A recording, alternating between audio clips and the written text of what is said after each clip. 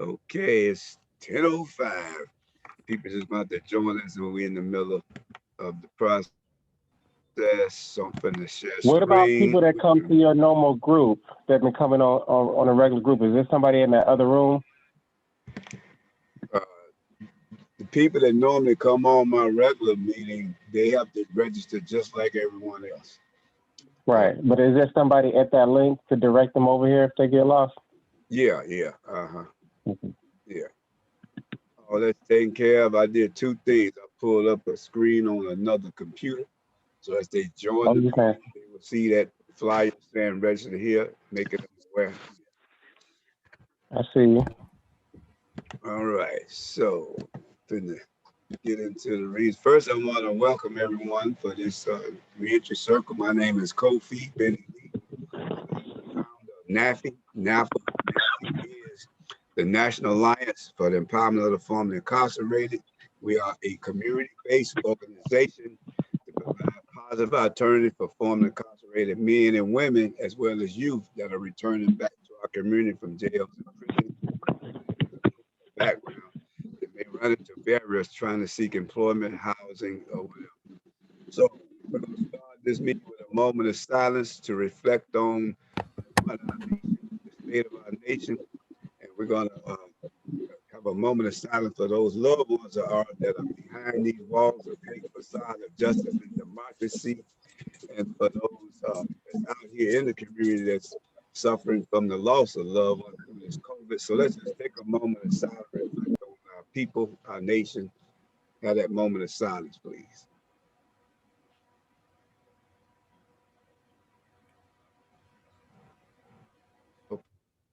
Okay, again, I'm Kofi Benny, and let's get right into it. What is the Reentry Circle?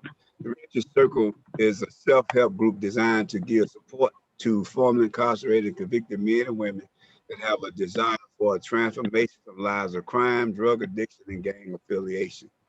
We are here to support one another through our transition incarceration to restore the citizenship. Some of us of us that attend the reentry circle have found power in the spirit of the group and its members. We were once too addicted to drugs, engaged in criminal behavior, and some of us were gang affiliated.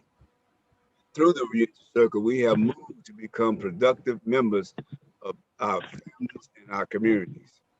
We receive the support through members working with a reentry coach and contributing to the safety of our communities.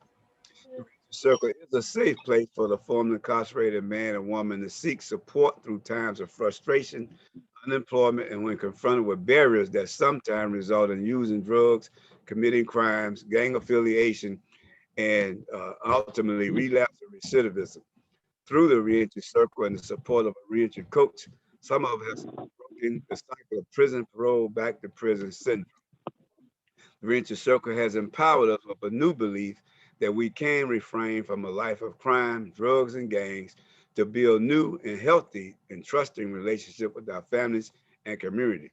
By attending the reentry circle, we have learned the value of including others in our plight to overcome the blocking agents we face when seeking employment, education, completing parole, and sustaining ourselves from drug usage, crime, and gang affiliation. Could I get someone to read the seven principles? My name is Yes. Mark. The seven principles are essential standards of personal and social excellence directed towards building and sustaining moral community and strengthening the maintaining the community capacity to define, defend, and develop its interests in the most positive and productive sense. In addition to being standards of excellence, the seven principles are also categories of priorities and categories of human possibilities. As categories of priorities, they tell us some of the most important things in our lives, identifying a key set of views, values, and practices which we should even most put first in our personal and social life. And as categories of possibilities, the seven principles offers us a set of principles which encourage thought and practice, which helps define, develop, and enhance our humanity in the context of community and the world. One, emotion, unity. to maintain, To strive. to strive for and maintain unity within family and community, nation and race. 2, kukanjira, kutakalia, self-determination, to defend ourselves, name ourselves, create for ourselves, and speak for ourselves. Juma, collective work and responsibility to build and maintain our community together and make our brothers and sisters' problems our problems, and we solve them together. 4, Juma, cooperative economics to build and maintain our own stores, shops, and other businesses and promote and profit from them together. 5, Nima, purpose to make our collective vocation the building and developing of our community in order to restore our people back to their traditional greatness. 7, Kumba, creativity to develop always as much as we can in a way we can in order to leave our community more beautiful and beneficial than we inherited it. 7, Imani, faith, to believe with our hearts in our people, our parents, our teachers, our leaders and elders, and the righteousness and victory of our struggle. Thank you. I need everyone to mute themselves. If you're not speaking, you need to mute yourself. Okay, can I get someone to read the Reentry Code of Ethics? I'll read.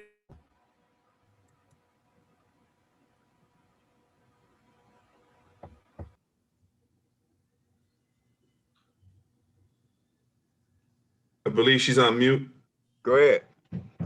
As men and women that have committed crimes, used drugs, violated our own values and principles, we strive to correct our behavior and restore the family and community value system that we once abandoned. For there is power in the group. For the individual, here are a set of principles, if practiced on a personal level, will empower you to respond appropriately to the many barriers you may face in your reentry phase towards a new way of life. 1, adaptability, the ability to change or modify behavior based on environmental requirements. 2, appropriateness, to behave, speak, and act in a way that is expected and required by the social group for one of a particular age, position, or situation. 3, cooperativeness, the ability to share and work harmoniously with others. 4, excellence, the concept of acting or performing to the best of one's ability. 5, inclusiveness, the concept in which persons are included or drawn into the group as opposed to being excluded. 6, interdependence, the principle when a group of people are equally dependent upon each other for basic needs of life. 7, mutual aid, is a support system based on interdependence where members take care of each other's basic family and community needs. 8, natural goodness, the basic value of believing all people are good by nature. 9, respect, especially for elders, requires one to give defense to persons older than oneself, to treat and respond to others as you would want in return. 10, responsibility, to accept or take a position of being accountable for one's action, commitment or obligation to others as well as oneself. 11, reciprocity, the law of balance to give and receive equally. Thank you. Can I get someone to read the Power of Self-Talk? Good morning, family. My name is Daryl. Hey, Daryl. Your words, your dreams, and your thoughts have power to create conditions in your life. What you speak about, you can bring about. If you keep saying you can't stand your job, you may lose it. If you keep saying you can't stand your body can become sick. If you keep saying you are broke, guess what? You'll always be broke. If you keep saying you can't trust a man or woman, you will always find someone in your life to hurt and betray you. If you keep saying you can't find a job, you will always be unemployed. If you keep saying you can't find someone to love you or believe in you, your very thought will attract more experience to confirm your belief. If you keep talking about a divorce and or a breakup in a relationship, then you might end up with it. Turn your thoughts and conversation around to be more positive and power-packed with faith, hope, love, and actions. Watch your thoughts, they become your words. Watch your words, they become your actions. Watch your actions, they become your habits. Watch your habits, they become your character. Watch your character, for it becomes your destiny. The minute you settle for less than you deserve, you get even less than you settle for. Push, pray until something happens, and after that, keep praying. Thank you. Can I get someone to read our symbol?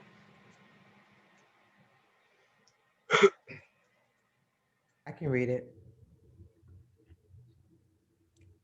Our symbol comes from a West African belief that symbolizes endurance and resourcefulness. This symbol suggests that we have endured many adversities, and have demonstrated the ability to outlast difficulties. For some of us, we have experienced drug addiction, incarceration, gang affiliation, the loss of loved ones, and years of our youth. Yet we have survived all that we have been through. We believe that we have the ability to withstand the hardships that we're going to face in our re-entry and transformation process. We have committed to a new way of life, crime, drugs, and gang-free. We practice self-determination and interdependence as members of our family and community to refrain from our old lifestyles. It is because we have survived the hardships of incarceration, the deprivation of freedom, as a result of the correctional system, we believe those experiences are the personal evidence that we must fight to restore our civil, human, and constitutional rights to be restored, the liberties of full citizenship. As men and women determined to regain our natural humanity, we have reconnected with our families and community as productive and meaningful citizens of a society that regulates systems that discriminate against us.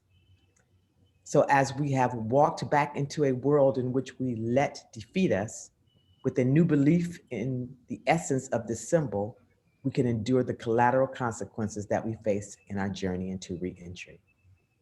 God has not programmed no man or woman to fail. Ashe. Can I get someone to read the African Proverbs? Good morning, everyone. I can read. Go ahead. If you close your eyes to facts, you will learn through accidents. Ears that do not listen to advice accompany the head when it is chopped off. Wealth, if you use it, comes to an end. Learning, if you use it, increases. You always learn a lot more when you lose than when you win. You can't build your shield on the battlefield.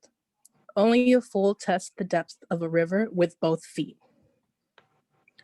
The ruin of a nation begins in the home of its people. One who causes others misfortune also teaches them wisdom. The child who is not embraced by the village will burn it down to feel the warmth. Thank you. Okay. Someone want to read the reentry philosophy? Good morning, Brother Carlos Robinson. Carlos. Good morning, Carlos. Good morning.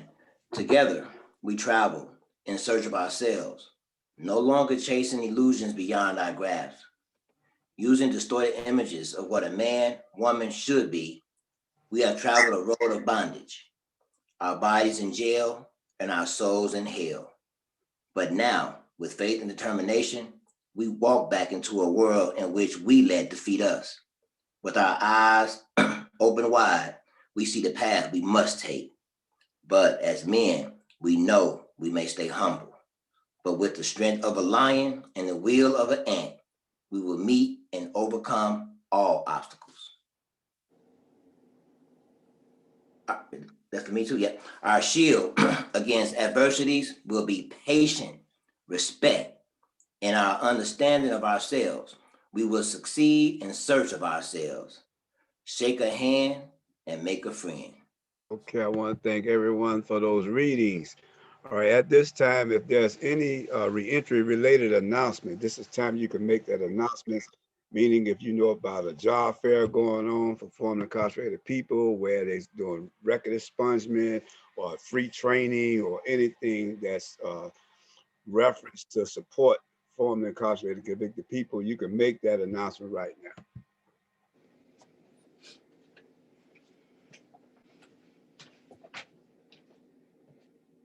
Good morning, everyone. This is Sister Naja.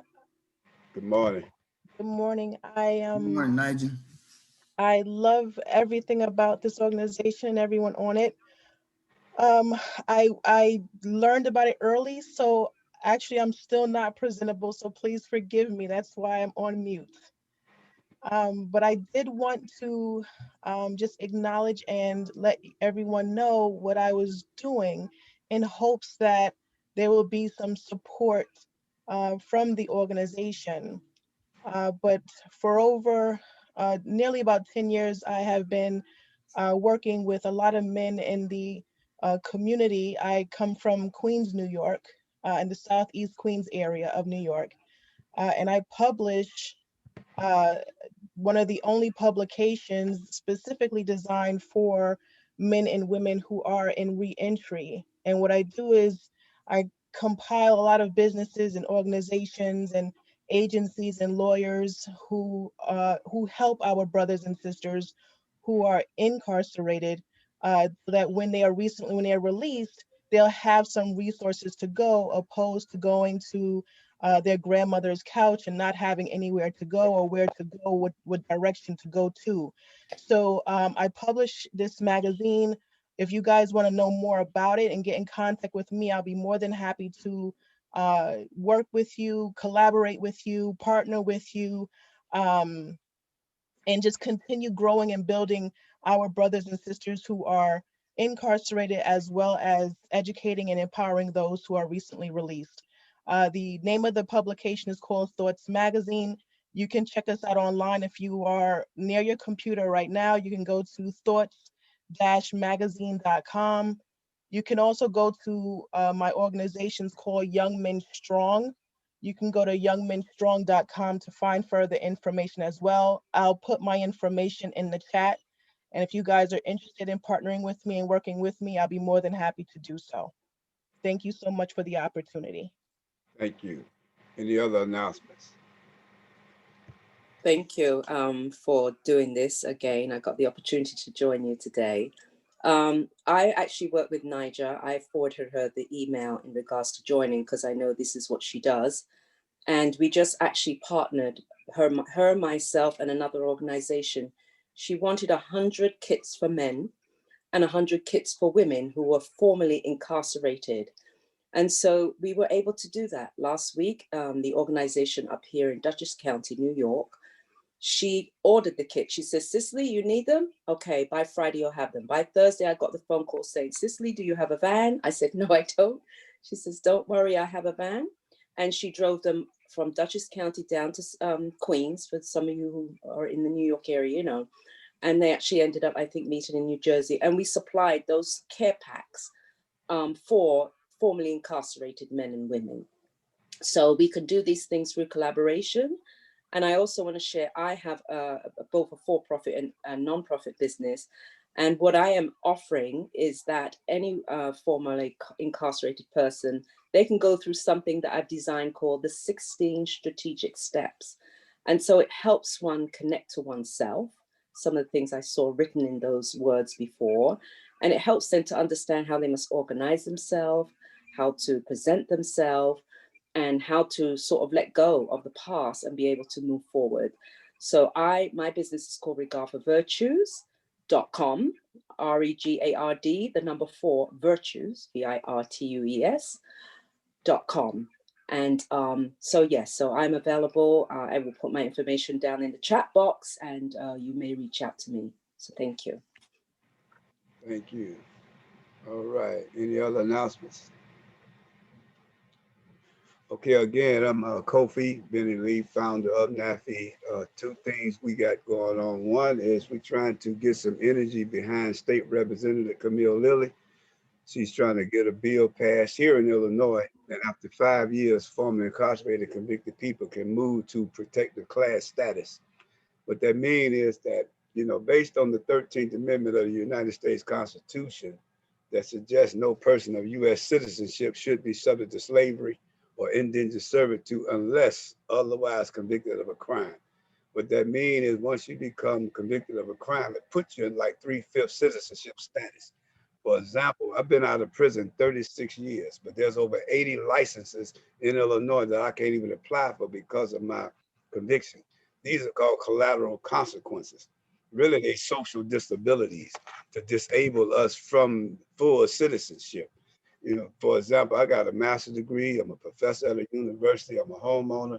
But if I went inside of a Walmart and they had a policy that say they don't hire convicted felon, they wouldn't even hire me as a stock boy. So this is the bill she's passing that after 5 years, any formerly incarcerated convicted person in Illinois can become a protected class status. So if anyone decides to discriminate us solely because of our convictions or our past experiences, we can sue them for discrimination.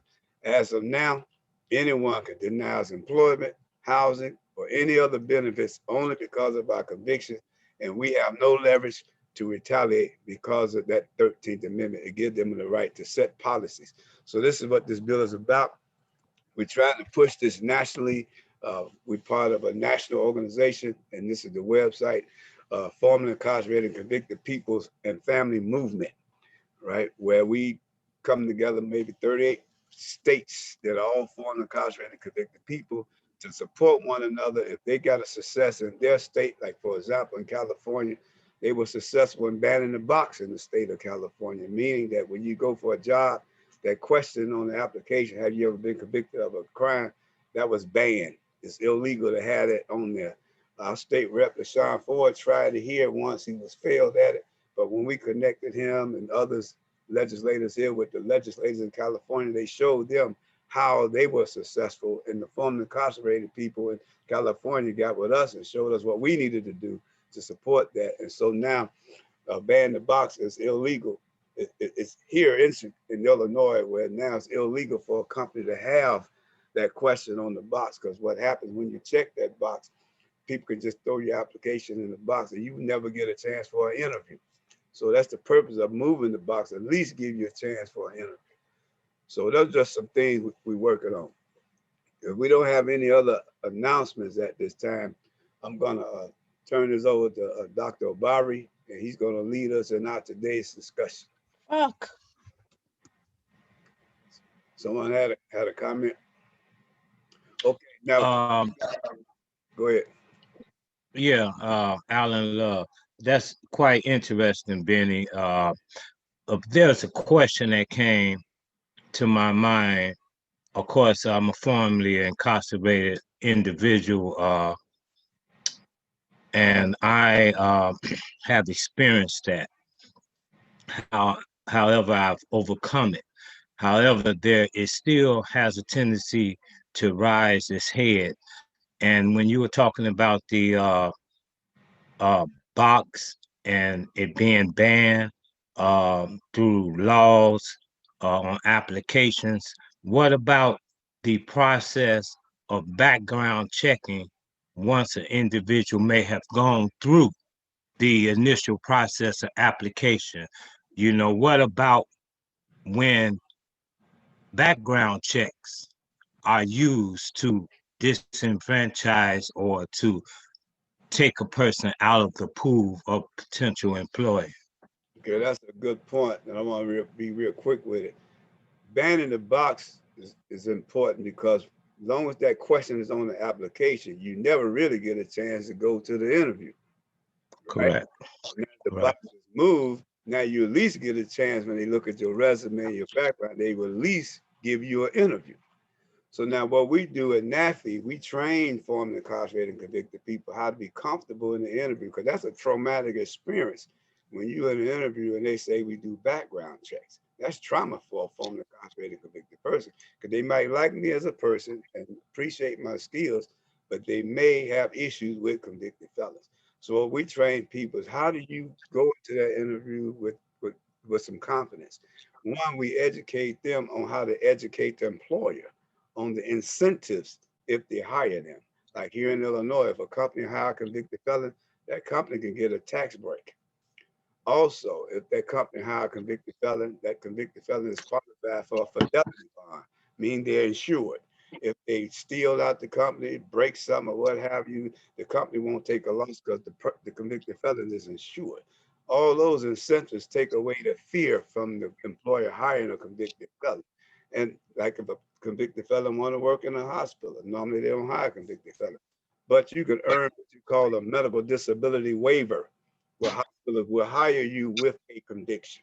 And there's a lot of other incentives I could get into, but this is something we do at NAPI is prepare the formerly incarcerated convicted people as to how do you market yourself as a convicted felon. I mean, like I say, I've been gang affiliated, I've been highlighted on Gangland, American Gangster, been on death row, charged with 15 counts of murder, all that. And people wonder, how did you become a professor at a university? How at one time you was a director of a program? So we show people it's a way you can market yourself in spite of a conviction. Let that not be a hindrance to you. It also has a lot to do with how you think, you know, the psychology, your psychology. And once my psychology was, I don't believe no one will hire me with my background, but being part of a circle like this and being exposed to other brothers and sisters been to the joint just like me, and they were working, they reinforced. As long as you believe you can't get a job because of your background, that's my psychology. Your motivation to seek employment gonna be low. All right. And so I started believing that if they can do it, I can do it. So it changed my belief system. It gave me what I needed to market myself so I could be successful in what I'm doing. All right. I hope that answers your question. But we want to, because we're on a time frame, I want to turn this over to Dr. Obari, who's gracious to come on this morning to share with us his views, things around trauma that relate to our people. So without further ado, I'm going to turn this over to our brother. Let's welcome him this morning. Oh, before we get started, in order for you to make a comment, go down to the bottom of your screen and let's test it right quick. Go to the bottom of your screen where you see participants,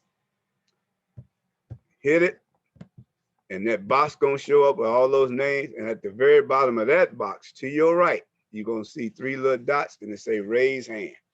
Hit that and raise your hand. I want to see if you guys know how to do it. I need to test to see if you know how to raise hand, because this is how you're gonna be able to ask your question. All right, I see those hands going up. Okay. All right, oh, that's good. Great. Yeah, good students. I guess that make me a good teacher. All right, that's why I tell my students, if you fail in my class, that means I'm not a good teacher. A good teacher makes sure the students retain the information. Right? Even when I was a director of a substance abuse program working with all convicted felons, I used to tell my staff, I said, it ain't the client, it's us. We got to make sure they're retaining this information because we need to be able to empower them so that our main objective, so they can leave us with the ability to market themselves. I see a few hands not up, like Miss Sharon Lacey, your hand is not up. Brother Albert X, your hand is not up. All right. Okay, I see them hands. I put it up, but I took it down, baby. All right. Okay, good. Now, let me see you lower your hands. After you make your comment, I need you to lower your hand because I don't want to call on you twice. You lower those hands. Okay, all right. Okay, so we're going to turn it over to Dr. Obari, and let's welcome him. Thank you, Baba Kofi. Cuz Benny, whoever you are for me today.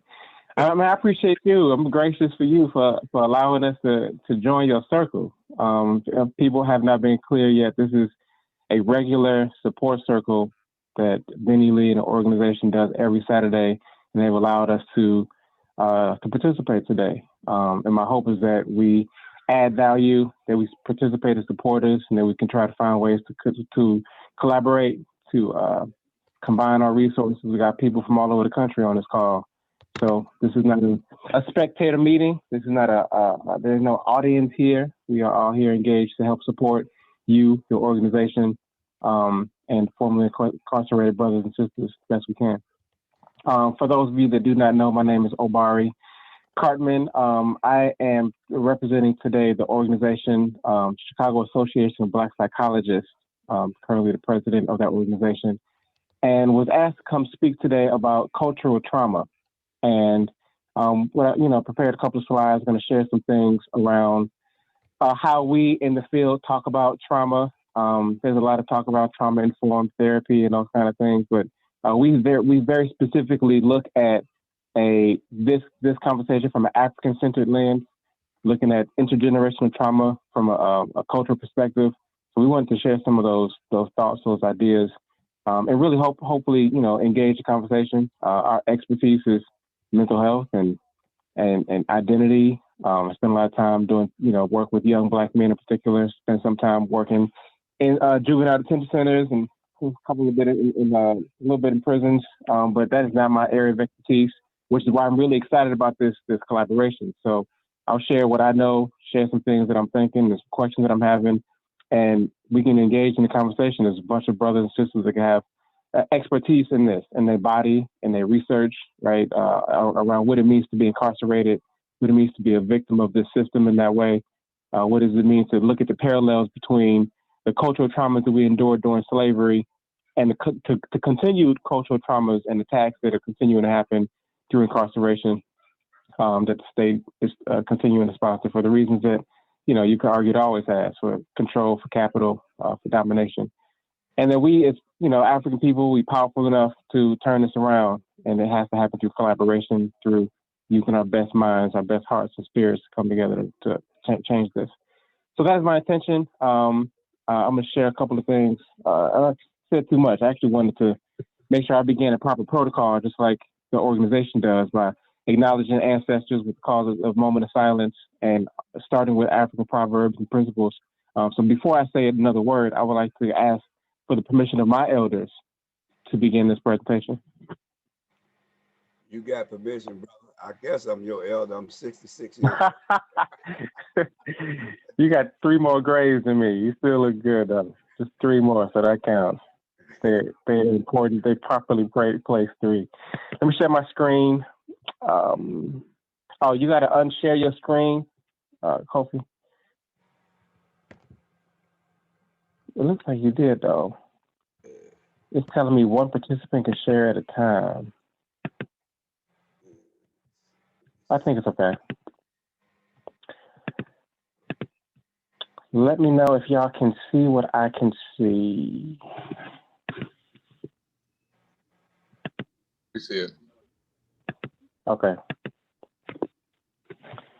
All right. Well, let's go ahead and get into this. So the topic is cultural trauma. It might be a little fuzzy because there's a lot of people on that video. It's not that important. I'll explain what this image is. There's a website that shows maps for wherever you are in the so-called United States, right? What we now call United States of America. There's a map where you can put your zip code in, and it will show you the indigenous inhabitants of that land. So when we talk about culture and trauma, I wanted to just begin this conversation in proper order by honoring the custodians of the land that we in now. I'm in Chicago, people from different places, but if y'all in around the Illinois Midwest area, these are the names of the indigenous people that were the inhabitants of that land, the custodians of that land, that endured the initial trauma of the American project. So I wanted to begin by honoring them, by showing their names.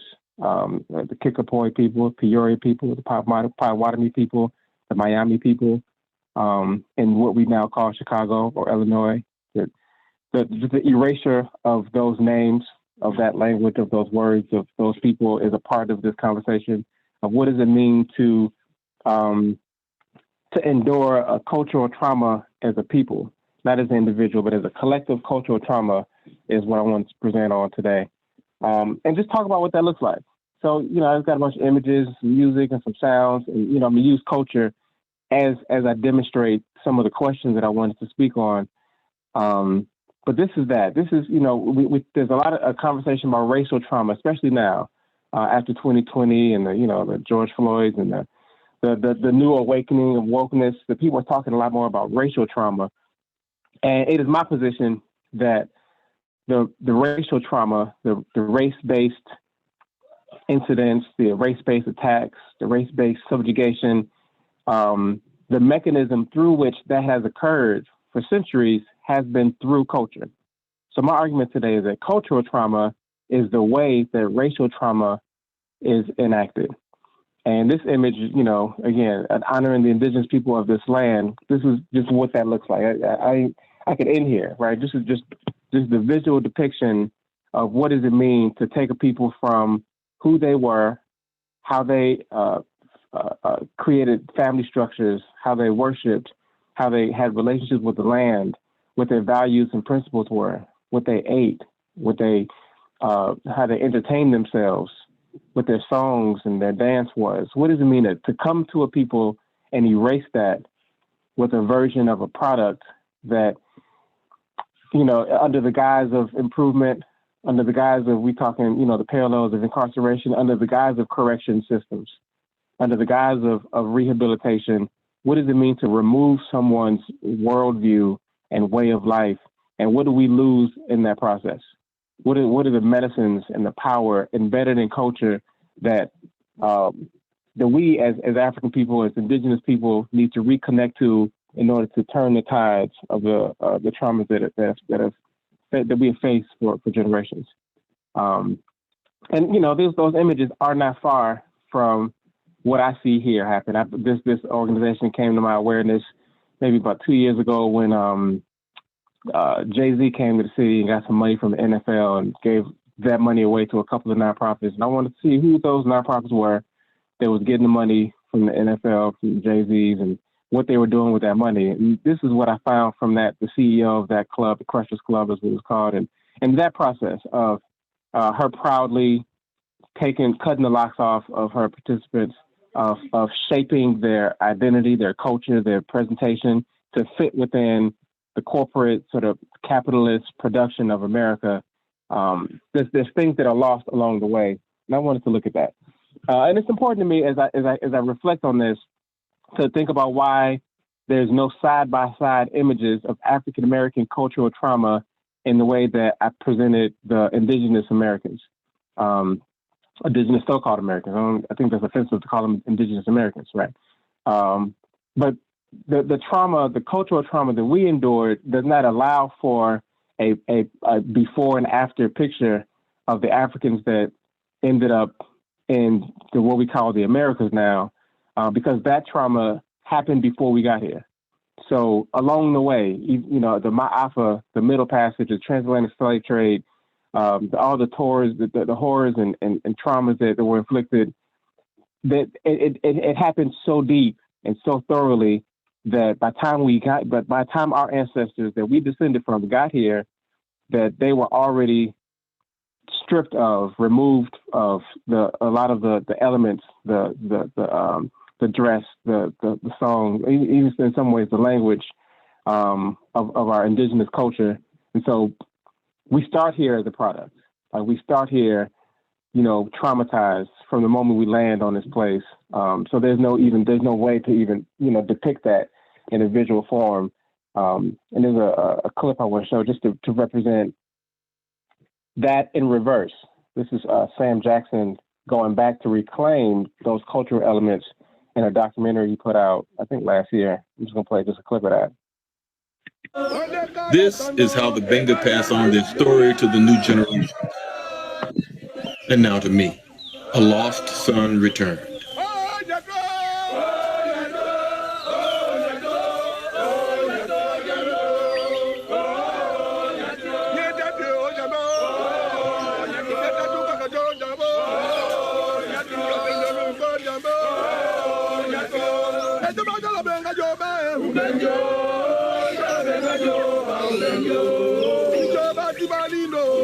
This is the rich culture that was severed from my ancestors when the European slavers tore them from these coastal forests.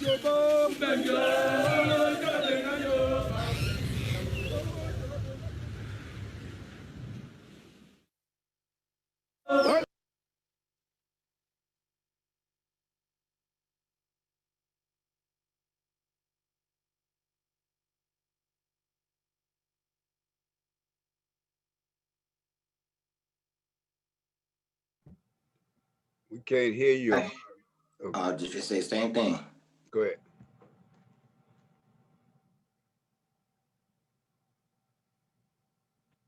Mic check. Can y'all hear me? Now we can hear you. Yeah. Oh, there we go. So I mean that image reminds me of the time when we went back. I went back to Ghana about a decade ago with African Studies Department in Atlanta, and it was very clear to us that it was not a touristic trip. It wasn't, we weren't just going to visit. That it was a spiritual sojourn to reclaim this notion of cultural trauma that our enemies put us through, what they call the door of no return, and that we as representatives of the lineages that never thought that we would set foot back in that land demanded that we go back and do so to empower ourselves to reconnect our memory as a way to really, like, I don't know, a full circle, not even a reaction to what they did to us, but it was much deeper than that. It's much more of a discovery, a rediscovery of self. That I believe in a collective way has to be a part of this conversation about racial trauma. We need to take advantage of the moment, of the attention, and redirect even the conversation about mental health and trauma. We have to redirect these conversations to look at culture specifically, to look at, rituals, to look at language, to look at the proverbs, to look at the music, the spirituality. That has to be a part of what we mean when we say intergenerational healing, if we're going to get this thing right. I found a video I found really, really interesting. And what I want to do here is just begin in this conversation to dissect, to separate in some ways the differences between race and culture. There's lots of, book definitions of it, race and culture. But in conversation, let's want us to think about how race as a category, as biological determinants, is different from culture, the music, the art, those kind of things. And there's a video that I found talking about exploring this idea of what does it mean to be Black. It's an artist, his name is Dave. So he's an immigrant from Ghana who was raised in England, talking about the diasporic questions of Blackness and what does it mean, the good, the bad, the ugly. I just found the questions he's raising really compelling in this video. I'm just gonna play this and move on. So one of the things I love about just the diaspora, right? Just looking at the richness of us in the face of all the trauma we've experienced, there's so much beauty still wherever we go. There's, the story is the same, that we've been traumatized and, white people got their foot on our neck, but there's still so much beauty still, so much brilliance and genius in us. It just inspires me to no end. But also, it's also not hard to see the patterns. So not even just looking at the state of the people in Chicago and Milwaukee and New York and California, but you cross the pond all around the world, you see the similar conditions and similar explanations of what it means to be Black. I think that means there's something about the culture of that transcends the things that happen to us and the categories that race, I think, has a limited view of. There's another quote I want to speak to. Just, I actually want to come back to this in conversation later. There's a lot in here I want to talk about. This is a brother who wrote a book called Grandma's Hands, really powerful book. In it, he has a quote that says, "Trauma in a person, decontextualized over time, can look like personality. Trauma in a family, decontextualized over time, can look like family traits. Trauma in a people, decontextualized over time, can look like culture." And one of the things that's hard to do, those of us that are healers, that are, change agents, that are on the side of progress for our people, is that it can be frustrating sometimes trying to heal people that don't know that they're sick. And I got kids too. I got, 2 boys. And sometimes I got to hide the medicine, right? In the gummy worms. I got to put cheese on the carrots or whatever. I mean, broccoli, right? We know there's something that's healthy and nutritious for our people, but they don't see the sickness because it's so part of the generations of who we are, how we do. We call it, we're proud of some of the things that are dysfunctional, that are unhealthy. We seek things that cause us harm, And a lot of that is a process that happened over us for generations that I'm calling a part of this process of cultural trauma that requires, deep, massive address. So deep that it's hard to even, recognize how ingrained culture is and the traumas of culture is in our day to day. If I asked everybody what today is, nobody would flinch. Just say today's Saturday. That's what it is. Today is Saturday. Ask people their names. They say their names. Ask them where they are. I'm in America. Like our framework for who we are, where we are, what we see, all of it is shaped by a cultural domination that is just like breathing air to us. It just takes a little bit of a dig, just to look at what is the origin of the word Saturday, and then I come to these images. Just a quick Google search. So today's Saturday. What does that mean? Every time I say the word Saturday, I'm referencing a Roman god called Saturn. I can't even say the name of the day without whispering a small prayer to a Roman god called Saturn. When I saw these images, I was like, why they keep depicting them eating babies? And I found the explanation according to a Roman myth. We're told that one of the sons of Saturn would overthrow him, just as he had overthrown his father. So to prevent that, Saturn ate his children moments after each was born. This is a version of a god from a Roman perspective that shapes my understanding of what today is, how I see time and space. And every time I do it without knowing it, there's a subtle subconscious alignment with a deity from my enemy's perspective. It's that deep for us, right? My address. Every time I write my address down, I gotta write down Thomas Jefferson's name. That's the street I live on. Every single time I think about my address, where I live, I gotta reference the enemy of my ancestors, right? My actual name. I can't say my name. People say Dr. Cartman with reverence. I hear it as a badge of shame. Like every single thing, I can't look at the stars without thinking, I see constellation Sagittarius or Aries or whatever it is. There's a worshiping of Greek and Roman gods that is embedded in our day-to-day language and time and space framework that if we can't get around that, at least be aware of that and start to reclaim some of the language of our gods, at least to understand who they were and how they worked, to have some opposition against the programming, the cultural trauma we endured, then there's no way we can move past this. We'll be stuck in place as even in our language. This whole conversation being in English right now, right? It never dawns on me, right? I never forget all of the different ways. The more I pay attention to it, the more I'm aware of it. The more I think about the impact of this over generations. It's just so pervasive. Like it's in every single thing. I pull money out of my pocket.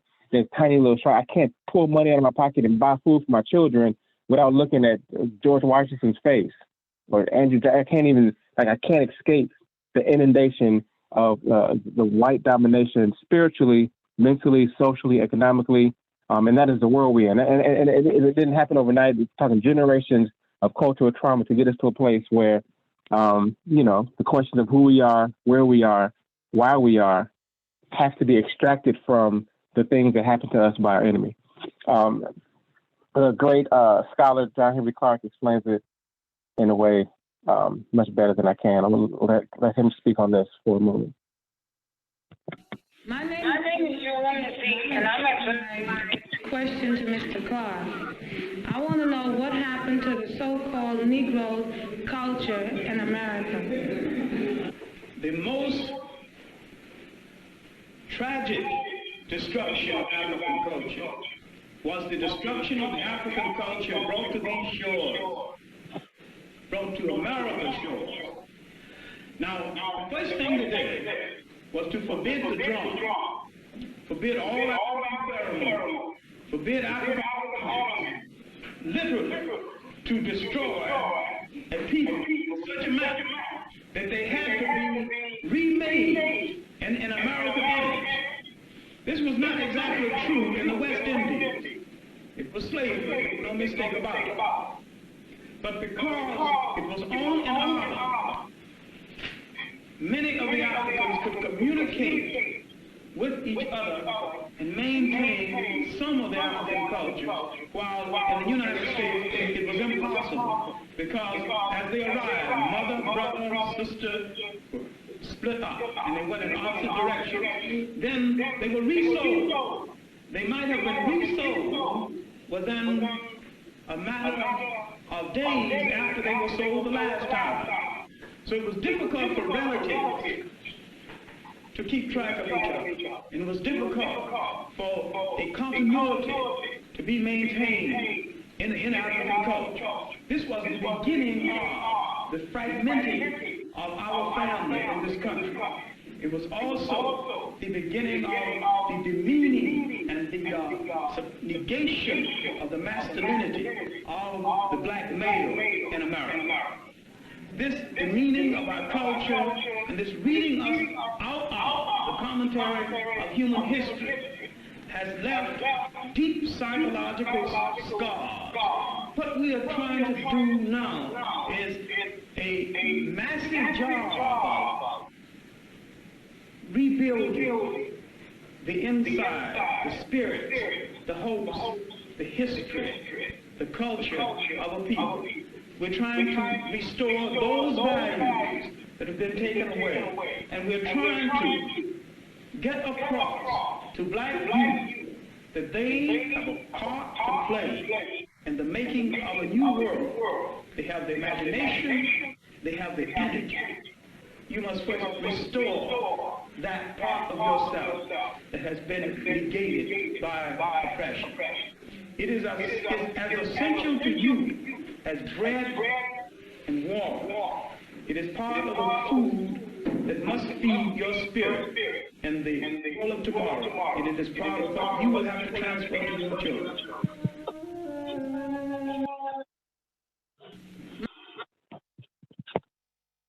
So, couldn't have said that better myself. And so it's important to understand the framework of this, right? So this was not, we did not forget our culture. It didn't just slip over time. Like there's active, every generation, a new form of attack to strip away, not just the race, not just the brutality, not just the violence, not just the lynchings, not just the whippings, not just imprisonment. And within that, there's a mechanism of disconnecting Black people from their culture that has always persisted, whether it's through FBI, COINTELPRO attack on Black bookstores, or a current collaborative attack from corporations against hip hop. It is continued and it is continuous, and it is deliberately because Barbara Clark talked about the power of the drums. The first thing they do is take away the drums, right? Why is that, right? They learn the hard way that we're not as subservient. You can't just take a people. Like we too powerful for the setup that they tried to trick us into. It wasn't just the violence. It never could have been just the violence. And so this is one of the major rebellions called the Stoner Rebellion, in which drums were central to it. Y'all can read this. I'll just read it real quick. Sunday, September 9th, 1939, a group of Congolese slaves broke into a storehouse about 15 miles south of Charlestown in South Carolina. The rebels killed 2 storekeepers, took all the guns and powder they carry, led by name of Cato. The rebels moved southward, killed about 23 white colonists, destroyed property, recruited other slaves to join them, and marched towards Spanish Florida, where they expected to find freedom. And before the day ended, they encountered a law people of South Carolina's lieutenant governor, who called the local militia and engaged in, one of the major battles of history. What they found in that Stoner Rebellion was that the power of the drums was instrumental in the way they organized that rebellion and the way that they encouraged each other to fight. What they learned here, I'm gonna read just the bottom of this this first paragraph. Drummers belonging to various cultures have long been able to send fairly complex messages over vast distances by employing different percussive rhythms. Africa has had for centuries a radio system of its own, right? A simple system, of course, but quite efficient, to call the drum. He explained that in many parts of Africa, a man sits aside a particular kind of drum, beats it with 2 sticks and a stick in the palm of his hand to produce sounds like the Morse code. state drummers like telegraph clerks are trained, and the positions are hereditary and then passed along through training for generations. So when we play drums, it's not for fun. Like it's spiritual science, but it's also warfare. And those of them that needed to keep us in control understood that, so they had to make it outlaw. This is not even in South Carolina. This is in Jamaica. A legislator that says for the prevention of the meeting of slaves in great numbers on Sundays and holidays, whereby they have taken liberty to contrive and bring to pass of many of their bloody and inhumane transactions. They had the nerve to call an African person trying to liberate himself a bloody and inhumane transaction. No Mr. or mistress, overseer shall suffer any drumming or meeting of any slaves not belonging to their own plantations, to rendezvous, to feast, to revel, to beat drum, or cause any disturbance. They had to make it illegal, and they had to have vicious consequences if you were caught in performing any rituals, drumming, chanting, any of the things that they knew was medicine and power for us, which is why we have to do it. We have to say the proverbs, incite the Nguzo Saba, put our hands on drums, dance. Like, it has to be a part of our healing, our treatment plan, if we're gonna see this through. So this is one of the programs that we do out on the Southeast. Spot called the Quarry. We have a weekly drum circles. We started doing Kemetic yoga. We're in the middle of the poses. We're saying the names of Egyptian gods, Kemetic gods, and then we break and do African drum circles right outside of the street. We're inside now because it's cold. But we do that on purpose as a part of the reclamation of our memory, to rendezvous, feast, we eat, we beat drum. We do those things that our enemy said was illegal because they knew the power of it, and we forgot it, right? Some of us, remembered it. Some of it was beat out of us, but part of us that know are trying our best to bring that back. But it's also important to recognize that it wasn't completely taken out of us. The part of the healing is just a submission to that truth that is already embedded in us. I got a series of videos, I don't want to, just say it, but to show it. And part of the reason I use images and like videos, because I have my own like discomfort with English. I don't want to have to rely on using this language to communicate to my people and share my love with my children and playing with my collaborators. We got to find other ways of speaking and being. We as African people have already begun to do that. Some of that, it looks like time travel, as evidenced by some of these videos. Let me play this real quick.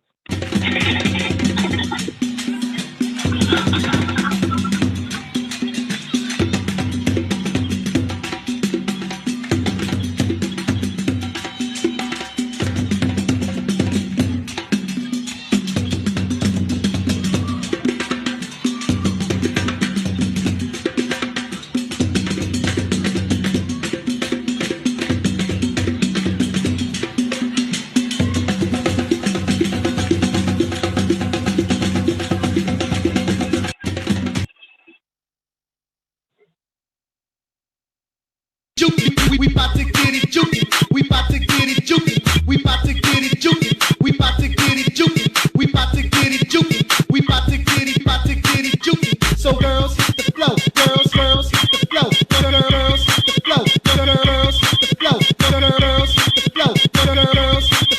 Girls hit the flow. Girls hit the flow.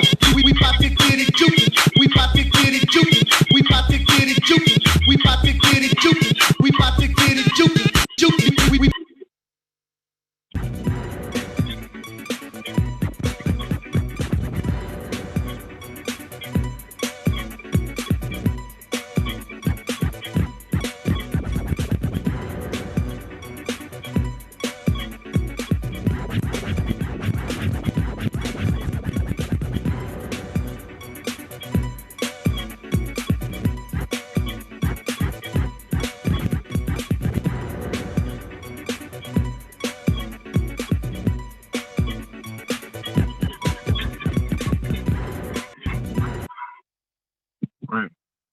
So there's two things that are happening. There's an innate African expression, it's embedded in the code of our DNA that all we have to do is extract and just submit to uncover, to excavate.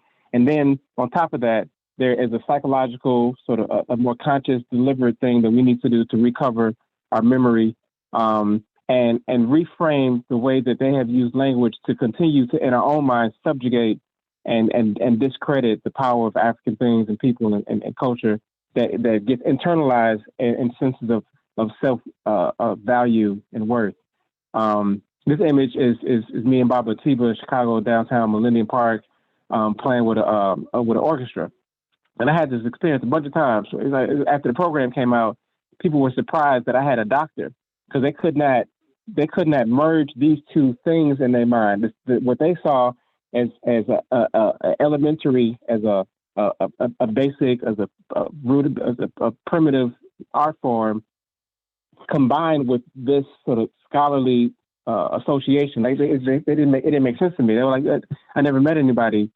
I thought the drummers were, in their mind, the drummers, somebody on the corner that's beating buckets.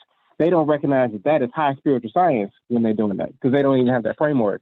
When you think classical music, if you close your eyes and just imagine, if you listen to what you thought classical music was like, it sounds, you know what it sounds like. I ain't got to tell you, right? But what does that mean to have them position themselves as the classics, to have Plato and Aristotle and Socrates be the philosophers that are the highest of stature, and not to understand what classic means, which is the first, which is the most sophisticated, right? And we don't see ourselves in that because of the programming, because of the cultural trauma, and we have to be able to do that work for ourselves, right? Part of it is unearthing that which is there, and then adding to that another element of conscious deliberateness to reclaim that.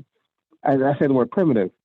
We've watching the Tom and Jerry movies and watching them put the bones and put the cannibals, and there was a lot of shame that disconnects us from our ancestral traditions because of the devil worshiping and the idols and all this language that makes us look down upon ourselves without recognizing the high sophistication, the high value, the worthiness, the original brilliance in our ancestors and our stuff that we can connect to. But there's so much work to decolonize our own minds in this, right? When we think primitive, we don't think the first mighty, we don't think the greatest, we don't think sophistication, we think dirt. We think, and I say dirt like that's not the most important element on the planet, right? All these things are just, things that we have to do in our own minds. And they extend to contemporary, conditions. Right? You say high crime neighborhood, you see Austin in Chicago, Inglewood, you hear Roseland, right? But if you understand what's happening, it's very clear to explain how a high crime neighborhood looks much more like downtown than Inglewood. If you look at the corruption, particularly in Illinois, all the politicians that have been in prison, that have broken laws, right? That crime, the crime of the corporations, the damage they're doing to the planet and to themselves and to other people makes downtown the highest crime neighborhood in the city.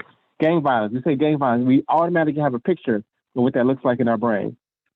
Wherever you at in the world, I say gang violence because Chicago got a lot of gang violence. America's full of gang violence. You have an image of Black people, brown people, young, sort of working class people creating, doing interpersonal violence amongst themselves. We don't see Congress. We don't see the government. We don't see our, the president, any of them. We have to reclaim our own brain, use their language to not allow them to pigeonhole us, to make a rigid, narrow view of who we are, what we're capable of, to reverse the cultural trauma that's been inflicted upon us for generations. All these words have connotations. What does it mean to be standard, professional, good hair, scholar, expert, classy? All these things have been taught to us from a lens of white being better and then Black being deficient that extends to who we see ourselves as and what we're capable of. That is an extension of cultural traumas that we've experienced for generations. The irony of it is they studied us, that they knew the power of African people. They know the power of our drums, of our medicines, of our science, of our language, of our rituals. They mimic them. They put them. They designed Washington D.C. based off of it. They know that their scholars study from our scholars. It's just something that we have to teach for ourselves. Make sure our children are clear about, and again, do this with urgency, right? And do this with strategy, with collaboration. And I believe, again, we come from the most powerful people on the planet. There's nothing we can't accomplish if we put our minds, our hearts, and our spirits to it and connect to a cultural context that is ours, that's full of power and brilliance. I'm going to leave on this last slide to begin to do this, to understand the depth of the power we have connected to us. Saw a meme on Instagram that just did the ancestral mathematics. If you look at what we connected to, who we come from, what we have access to, all of these ancestors are waiting for us to call their names, and whether we know their names or not, to just acknowledge their presence, to invoke them and their power, and to rely on their cultural sort of memory to give us the insight that we need to build the institutions and the movements and the organizations that we need to free our people, to heal our people, to not just survive, to not just get jobs, to not just be a good American citizen, but to really reclaim the power of what it means to be the parents of the planet. And I think we can do it. And I believe that, this kind of gathering of people are the folks that can make that happen. Can make it happen and demonstrate what that looks like in cities across the country and the world. So I'm gonna end on that. And so I wanted to share those things as just a framework for the cultural ideas, identity stuff, and then invite, I can't even call you Benny Lee no more after that. I got to call you Kofi, because that's the name you chose for yourself, right? And ask you to speak about what that looks like inside of the system, inside the belly of the beast. What does it mean for them to still think that they are improving our identity and our beingness through their processes, just like they thought we better off with slavery because we were uncivilized before, and they civilized us. And now they got institutions where they're saying they are correcting us. And you more than anybody else, have been through the process, but then also came on the other side of it and understood the cultural value of becoming something different than the product that they were created. I just want you to speak on that and anything else you want to respond to from this presentation. And then we can open the floor after that. I know there's a lot of ideas presented already. Just want to dig into all of it. Right. My biggest battle when I go inside the Illinois Department of Correction with our pre-release program, battling the mindset of the brothers there, them bought into this European way. But my main fight I take on is the so-called professionals that's working with the brother and the information they feeding them, right? Then even out here, you got parole agents, these parole agents, I remember we was doing a Black History Month program on ADF in College Grove at the parole office there, right behind the public aid office. And I'm doing the Black History Month program. We, members of NAFI, we all sworn in deputy registers. So our main objective is to make sure every formerly incarcerated and convicted person is a registered voter, so we can change policies to overthrow these collateral consequences that we face with, to use it as a tool, right?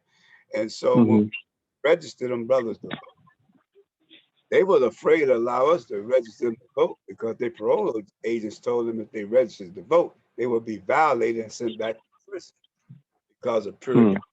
So I went to the commander over parole and I challenged him that, man, your agents are telling these guys that they don't have the right to register to vote. So he allowed me to speak to all the parole agents. And man, I'm talking about Black parole agents. Like, well, you can't take a horse to water, force him to drink. I said, yeah, but you could take him there, create a thirst where he might want to drink. So I'm dealing with Black parole agents with a white mind. Black workers with a white mind, white, care, treatment providers with a white mind. I mean, these are Black people that got this mindset. I used to be the director of a program where every client was a convicted felon and on felony probation. And they had these 7 cardinal rules. If you violate them, you get terminated, no threats or violence. So my position was, this is who we dealing with. When these guys are first with a challenge, they resort back to intimidation and threatening and stuff. Because those are defense mechanisms they done train themselves to use in the world they come from. So if we terminate every guy that results to that, right? We might our doors and say we do not work with this population. We got to set an environment up where it's safe for this guy to have that experience. Not that we condone it, but put him in a position so he can work through and reconcile with the person he have conflict with. You know, one thing about prison is a system of domination. Yeah. Not to a system, you're being dominated. I know the last time I was in prison, I was maybe 29 years old, going on 30.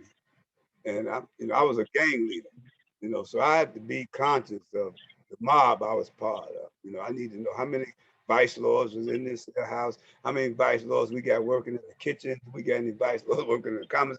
We need to be in key positions in that prison to survive, right? Mm. Prison being a system of domination, the stronger mobs dominate the weaker mobs. The stronger dominate the weaker inmate. Who gonna get the top up? Who gonna control the norms in the cell? All those dynamics going on. So now we done adopted to a prison culture value system, right? So I noticed these young guys coming down, right? And they would meet me, and they come from the west side where I come from.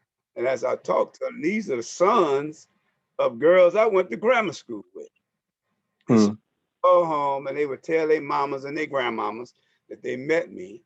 And they would call me to the phone. The mamas would call me to the phone and say, Benny Lee, look out for my baby. We was in the 7th grade together. Their grandma, Benny Lee, look out for my baby. I used to let you hide on my porch when the police would chase you, all that kind of stuff. So I started feeling responsibility to my community, right? So I made it a mandate that every young vice lord in that prison, if you didn't have a high school diploma, you need to enroll in school.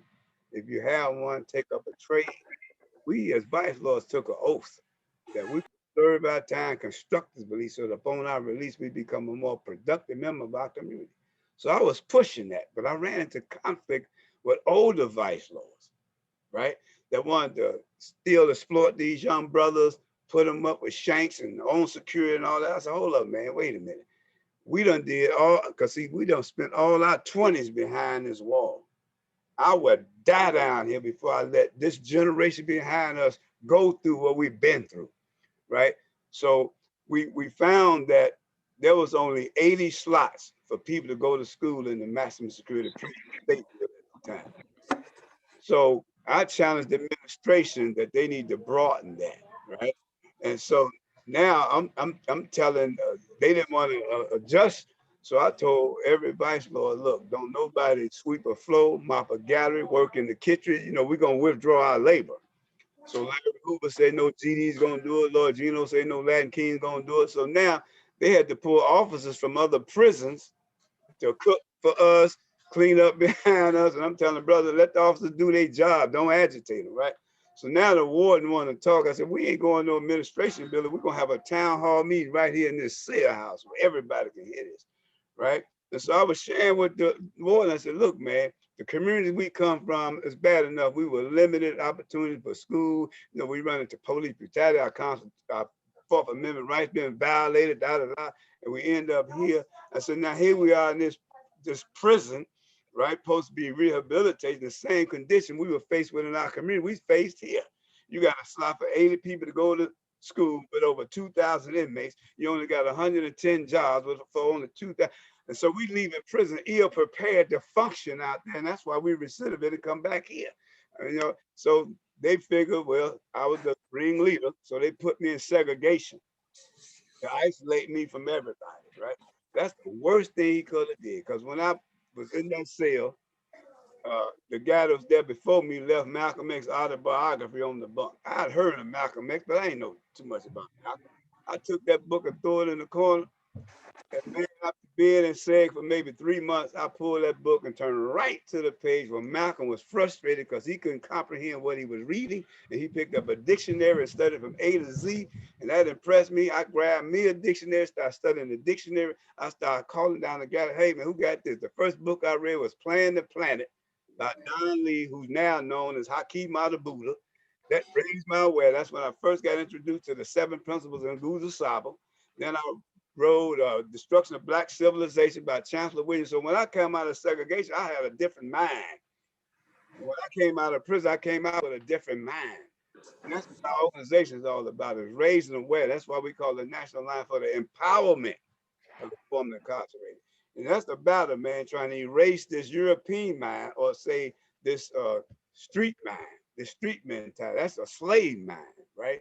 Because I understand, I went from made a shift from my family culture value system, and I inherited a street culture value system.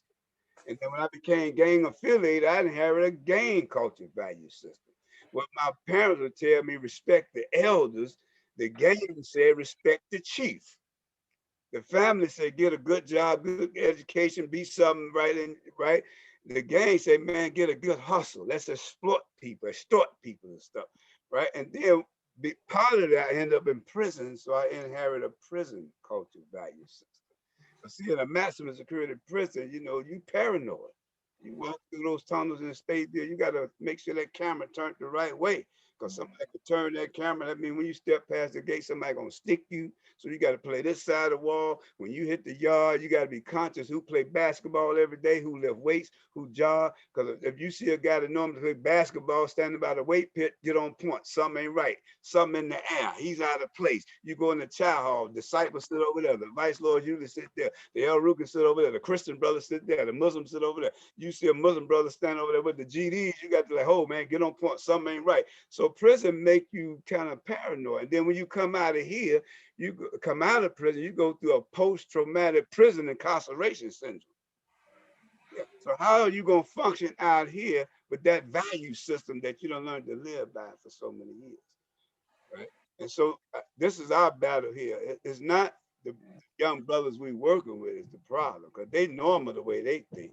But our reentry coaches have to be trained on how to take them through a process, a stage of change, and understand that initially they're gonna go through a pre-contemplation phase where they don't see nothing wrong with how they living and how they think and how they do things, because everybody around them reinforces that. Like you say, that's a new culture they done inherited, right? So how do we expose them to brothers and sisters that's been through it and then stabilize themselves, so they can at least move to a contemplation phase and start contemplating the way I move, it ain't right, it ain't to my advantage, and then move to a determination phase where they determine to do something about it. And that might take months at a time to do that, to take them through that. But you got to understand that, right? Because the bottom line is that it's trauma. Again, when you go for an apartment, and the landlord got the right to say, I don't rent to you because of your conviction, or you go for a job and they set these policies. I'm gonna say this last point. I remember 3 years ago, they had a hearing with the Congressional Black Caucus up in DC, and each congressperson had to bring a convicted felon from their state to testify at this hearing. Congressman Danny Davis chose me to represent Illinois, and Congresswoman Robin Kelly, she brought a brother Tony Lowry up there to represent the South suburbs. And I challenged Congress. You know, I challenged them. I said, you said that we paid our debt to society. But if that's the case, why is it as a convicted felon, the Second Amendment do not apply to me, that I don't have the right to bear arms to protect my family because of my conviction? That's true. I cannot own a gun. I can't, because of the Second Amendment give me the right to, but as a conviction, I can't. There's over 80 licenses I can't even apply for. But you're saying we paid our debt. I challenge Congress. They need to put the debt in writing. You know, if we do A, B, C, D, then our full citizenship should be restored. But right now, that debt is in writing, right? And so we, you know, just like how back in Jim Crow era, you had a lot of light-skinned blacks passing for white. Today, you got a lot of convicted felons passing like they're not convicted felons. And they in key positions as administrators, running companies, and they are animate about protecting what they so-called gained in life, and they won't even hire convicted felons. They've forgotten who they are. So that's what I'm dealing with. You know, like I say, society is the three evils that Martin Luther King talked about that causes all this violence and crime in our society is racism, poverty, and militarism. And we got to understand that's how we've been attacked. Like you brilliantly brought out that culture, right? People got to understand there's a difference between prejudice and racism. Racism, you got to have power to practice racism. I mean, you got the power to set a curriculum to fit your group. You know, when I went to school to become a certified drug abuse counselor, which I am certified, but who did I have to study? Maslow, Gestalt, Rogers, Erickson, Piaget, right? And their research was based on white male middle class alcoholics. How was that preparing me to counsel an inner city African American drug addict? So I had to go outside the curriculum and study Dr. Naing Abba, Chain and Images of Psychological Slavery, Dr. Amos Wilson, Wade Noble. I had to study our Black scholars. If I'd have quoted them during my studies, they would have rejected me, gave me a failing grade because they do not respect our Black scholars. That's called institutionalized racism. This is why it's hard to get that material in the libraries in those prisons. They won't let that kind of material come to the prisons to raise brothers' awareness, right? Right. So that's the battle. Is how do we fight the mind of those brothers? And now brothers in prison now, they're different kind of guys we were. We were convicts, right? Right. My generation, I went to prison in the 70s. And if you study the history of prisons in the 70s in this country, a month didn't go by where there was a rebellion somewhere. Some states was even talking about shutting their prison system down, right? And I got caught up in the 70s, right? Because those brothers that got locked up in the 60s, these guys was conscious. These were brothers that fought during the Black Power movement, right? That fought during the Civil Rights movement, walked with Malcolm X. That's our elders. So when we got there, we were the army they was waiting on. The vice lords, the disciples. We was that army that wasn't afraid of nothing. We started rebelling. I got caught up in the rebellion in Pontiac prison in 1978, right? 3 guards got killed, and they ended up charging me and 16 other gang leaders with 15 counts of murder, 2 attempt murder, mob action. After Governor Thompson came down and said, we expected this riot a year ago, because Pontiac prison was designed to house 600 inmates, and on the day of the riot, it was over 2,000 inmates. And there was tension between the correctional officers and the administration because they wasn't safe in the conditions they was forced to work under. So they knew this riot was about to happen a year ago. And when it happened, then they scapegoated us and said it was a gang takeover. That's trauma, man. And here I am at the time, 24 years old, and go in front of a judge and say, you need to get a lawyer because the state is seeking the death penalty. This was the largest death penalty case in the history of this country. And I remember, that's where we get our quote, when do my wrongs end and my rights begin. I remember one of the Black lawyers on our case, Akeem Gersel, may he rest in peace. He said, they never hung 17 Black men at one time. And here in modern day time, you're trying to execute 17 Black men at one time, right? He said, when do these men's wrongs end and they rights begin? And I adopted that as our model. And may he rest in peace. And all those other Black lawyers that came together to form that National Alliance of Black Lawyers that took our case to the United Nations, because they felt that we would never get a chance. So you don't have that kind of mindset that we had in the 70s going to prison with inmates today. These guys are truly inmates, right? A lot of us, when we were there, we didn't have a lot of social maturity. I mean, because I didn't finish my freshman year in high school before I ended up going to a juvenile prison because of racism, right? We were like the largest Black group to go to Austin High School back in 1968. Martin Luther King had just got assassinated. The racial tension was high all over the country. We were attacked by whites. Me defending myself because I was a gang leader at that time. My mob got involved. They ended up suspending all of us. I was the only one up in juvenile court, and they sent me to a juvenile prison for defending myself. And when I got down there, 15 years old, you talking about trauma, separated from my family, looking at my father in that courtroom defenseless, couldn't protect me. My attitude was they done gave me away. I done lost respect for my father now. And now I'm thinking, man, brothers have been raped down here, molested. And when I come out that cell that next morning, I was a totally different person. I would kill somebody before I let them molest me. So I had to become something I wasn't overnight.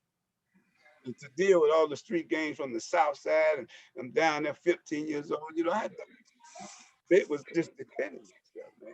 And this had and then coming from that experience from 15 to 17, when I hit the streets, I wasn't ready to function in society at 17 years old. Because my peers, they would graduate out of high school, they got driver's license, they had worked some job.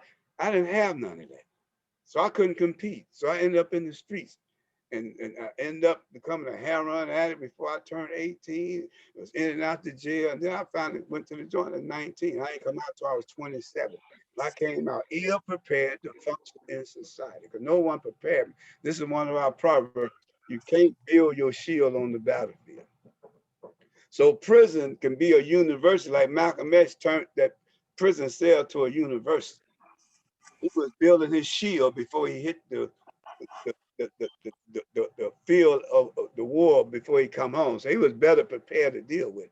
And that last bit, when I was down there, when I did that stunt that brothers need to go to school and all that stuff, I was building my shield in segregation.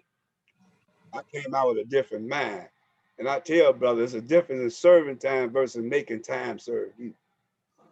This is shield building time. Because see, those stimulants that cause you to go to prison are not present in prison. No one's telling you got to pay rent to live in that cell you sleep in. No one's telling you got to pay for the clothes, the uniform they give you, or the food you eat in the cafeteria. But the day you walk out of prison, you got to figure out how you going to feed yourself, how you going to clothe yourself, how you going to get bus fare to get around and make those appointments, and might get violated if you don't make that appointment to that parole agent. That's trauma. That's stress, right? And then our communities, Chicago, 6 communities in Chicago make up over 60% of the prison population in Illinois. Over 70% of the people in Illinois prisons are repeated offenders. A lot of new people ain't going to prison. It's the same people that's recidivists going in and out of prison. There's been a study called $1 Million Block, where one block brought over $1 million every year of locking people up. And see, our communities, our people are not conscious of these, right? And they just say, well, they just need to stop and they need to go to jail, they need to just get a job, but they're not looking at the collateral consequences. See, it's illegal for a judge to say, well, I'm gonna sentence you to prison upon your discharge, I'm gonna take your right to vote. He can't do that. But when he come out, it's society that set up these policies to say, we're gonna restrict your right to vote. We're gonna restrict your right to get a license. And the thing now that's going on is this registry. A guy may be 18 years old, gang affiliated, opposition gang shooting at him. He shoot back and he shoot one of them, and the guy happened to be 17. When he go to trial, they're gonna talk about the aggravated assault, the shooting. He's gonna get convicted for that. But the day he come out of prison, they telling him he got to register as a sex offender because his victim was a minor. Or if I rob, say, Dr. Tasha Davis, right, who's on this line, who worked with us, part of the juvenile component of what we do, right? If I rob her, they're gonna charge me with robbery, try me for robbery, but the day I walk out of prison, they're gonna tell me to register as a sex offender because she was a woman and I sexually assaulted her during the process. But it never, because it's illegal to bring it up in court, right? But when I come out, they set these policies. And this is what society don't look at. And I go on and on with what you call the prison industrial complex, right? Where companies are profiting off a lot of people up. People, job security is based on locking people up. Where all the prison at in Illinois? In the southern part of Illinois. And who are the officers in those prisons? Those southern white folks that don't have an understanding about culture, constant tension. I mean, because you You 60 years old in prison, and here's a 23-year-old white boy from the southern part of Illinois telling you, shut up, line it up, come out the cell, strip, bend over, spread your cheeks. Man, that's, that's trauma, that's humiliating, but you're trying to get home and you comply to that and you get conditioned to those things, right? And I learned, man, that the first time I got locked up, I was scared to death the first time I got handcuffed, put in a police car and walked in the police station, thrown in a lockup in the back in a cell, which really is a cage, right? But after I did that so many times, I lost the fear of getting locked up. I lost that fear of getting locked up. The first time I went to prison, there was a fear. But after going, I lost the fear of going to prison. Man, I had to regain my fear of getting locked up. And this, I'm gonna say this and shut up. And this is what when I'm talking to the younger brothers coming out the system, because they don't have a vision. Because I asked them, I said, man, how do you see your life, say 3 months after you leave out this prison? They be like, Scooby-Doo, I don't know, right? Because they don't have a vision. I have to give them, I say, for example, do you want to at least have a job? Do you want to at least have your own apartment? So I'm pulling the vision out of them, right? I said, now let's look at what do you got to do to make that a reality? What you mean? I said, how do you accomplish that? Right? Well, maybe you need to enroll in school. You got to go to school. You got to get good grades. You got to show up. I said, but as a young black male going back to Chicago, that area you come from, your number one thing, little brother, you got to stay alive. You can't get killed. So project, man, leave it here.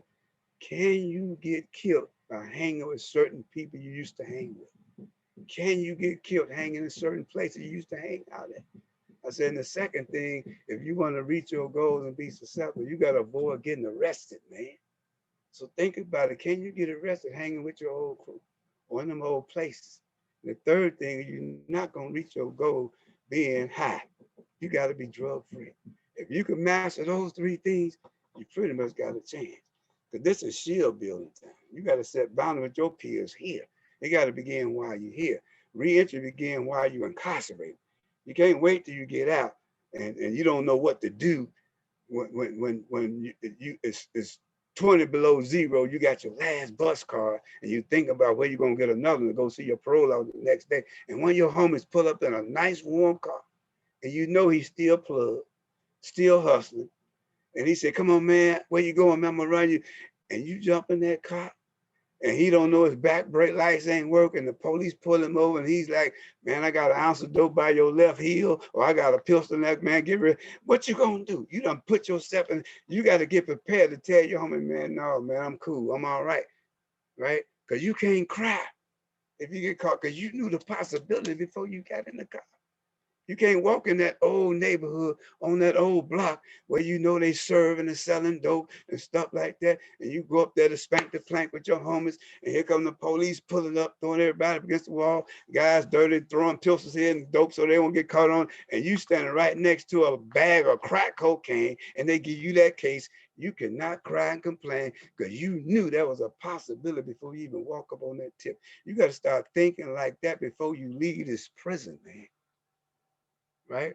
And I had to battle that coming home, man. My homie like, hey, Bentley, won't you run me out, man? You was all right for, because if I let him in my car, I don't know what he done did an hour ago. He might got a gun on it, some dope on it. Police pulled me over. He ain't gonna take the weight. So what am I demonstrating? He more important to me than my freedom. He more important to me than my grandson. He more important to me than my family that I let down over. I had to fall out with a lot of my homies to teach them the new value system I have.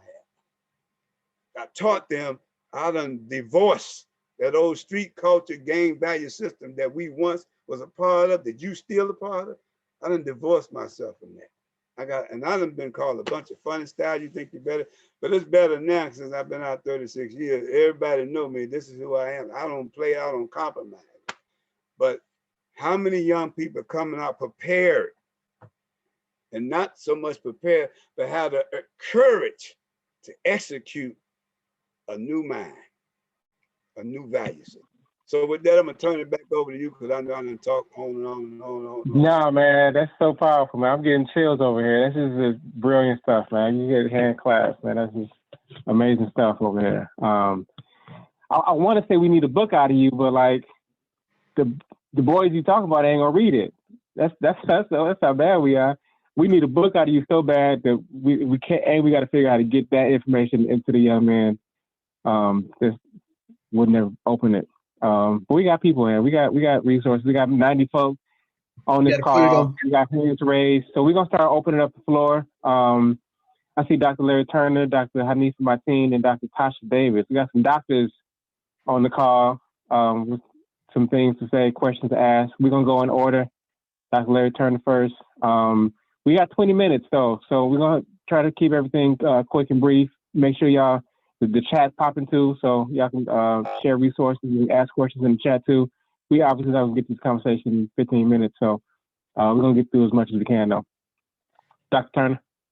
Okay, thank you, Dr. Cartman, and I guess Benny Lee, Kofi now. Thank you, my brother. I haven't seen you in about 15 years. You came to speak to my adolescent psych unit at the University of Illinois about 15, 20 years ago. But anyway, you know, you're talking about legislation. I think a lot of work needs to be done on the prevention end as well in terms of legislation. For instance, like incarcerated individuals who have a lot of knowledge to give to our young men who are in elementary school. You know, you can't get into school because of your background check.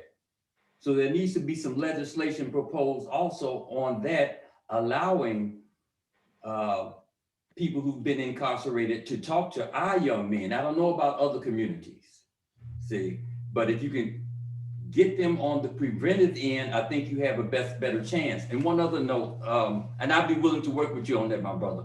The other thing is during the 60s and the 70s, you know, there were a lot of brothers, there were educational systems in the prisons, especially the federal prisons. And so a lot of people were getting master's and doctorate degrees, and they were getting grants, and then they began to cut all of that out. And so a lot of the laws keep going in a circle. They keep going in a circle. Okay, now you can't be a barber. Well, there was no big deal. People were being trained to be a barber in the 60s and the 70s while they were in prison. Now you have to have a license, and you can't do that. So some of that, allowing those people who've had those experiences and who've overcome that would be a good sample to send down to Springfield, to working with the elected officials that you're working with, my brother. Thank you. Dr. Martin. Hi, everybody. I want to thank Brother Kofi. That was a lot of history and also a lot of years of trauma. But I want to hopefully move it forward in terms of what about when appealing to the young people, what about the talents that they gained? Even in the street life, the gangs, while in prison, for example, what of society do we want? And this I'm asking of everybody too. What would real healing look like? We talked about survival, you know, being in a survival mode, but what would a quality of life really look like? Going beyond just existing, maybe because other people want us to exist or want the young people to exist. How does their environment actually improve? What about education? We mentioned education. That was our generation, my generation's way out. What is it for young people? How does education apply to life and living now? And worth living for? Can we make a community for them? My generation, the whole neighborhood was my parents. At school, at church, the young people weren't out there floundering on their own, trying to figure out how to do things. So I'm just putting that forth because they want to know what is there about life for them. No, excellent question, thank you, Martine. Lots to ponder on. Dr. Davis, I'm not even going to respond to that. We'll keep moving so people see. Well, it's going to be naturally responded to because I want to introduce myself. My name is Dr. Tasha Davis. I'm the founder of an organization called Save One Life Foundation. We work with reentry and incarcerated youth coming out of Illinois Department of Juvenile Justice and the county as well. But just to answer some solution-based questions that my fellow colleague just asked, what are we going to do from here? And as you were giving your presentation, Dr. Obari and Brother Kofi, all I could think about was that, how do we take what we're talking about here today and funnel it down to the young people to change the next generation so we're not always in a constant place of healing. I think we're going to have to heal and grow at the same time. And it's going to start by having this same conversation with our young people. So in the chat, I put my website. We are actually we mentor the community youth. And right now, incarcerated youth and youth in the community are all the same. They are one population living right next door to you. And you can see it. You living in Milwaukee, if you're living in Chicago, it's the same scenario. So what we're doing is we're creating this same environment while COVID is going on. And when COVID ends, I would hope that you all will continue to walk with our young people, because what I'm finding is we do a lot of talking about reform and racism and generational health and wealth, but we forget to start with the young people. So as I've worked with young people over the last 20 years inside of institutions of education, of incarceration, they always say, Dr. Davis, and it wasn't always Dr. Davis, but you all always tell us that we can do it. And Benny even ended his speech on telling these young people how they can do it. But they said, you never show us how, meaning you need to take my hand and walk me through each step while sharing this knowledge and physical presence of it all at the same time. So I would recommend Dr. Obari, Brother Nafi, you are Brother Kofi, that we get together and make this happen now. We're learning it, we're teaching it to our adults and us, but we got to also now grab the young people and bring them in with us. They can handle it. They're resilient. They're actually more resilient than we are. And so as we do that, we create a new generation that is healing, but also changing the oppression that we've endured. So imagine this, we have a lot of young people in school right now learning the same oppression that we learned, and we're doctors in education now. We went through every system that they've implemented, from pre-K to college to graduate, and now we are professional, the highest degree in the land in these institutions. Yet we still cannot have our lived experience be considered research.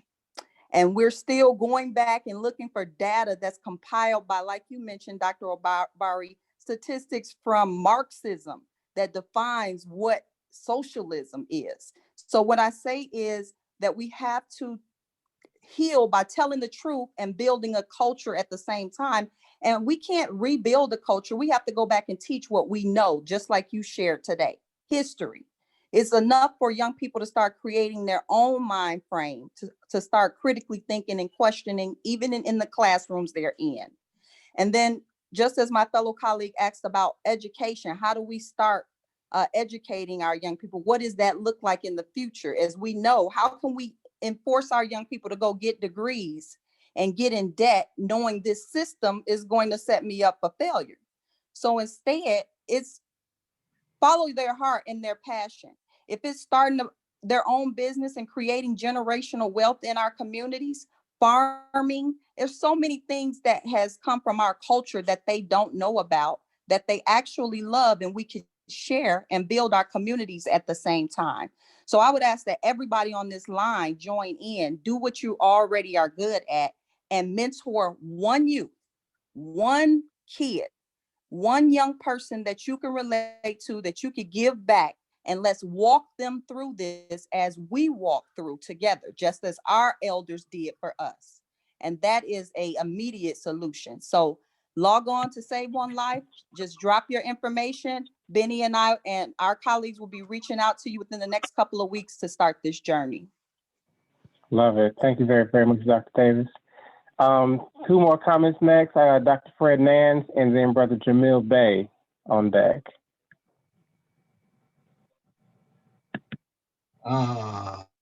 Okay, guys. All I was thinking was when Benny was talking is that someone said that he needs to write a book, but some of our youth aren't reading.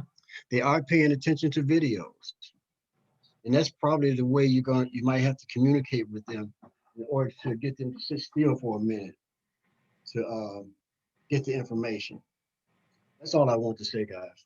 Thanks. True. Appreciate that. Brother Jamil Bey.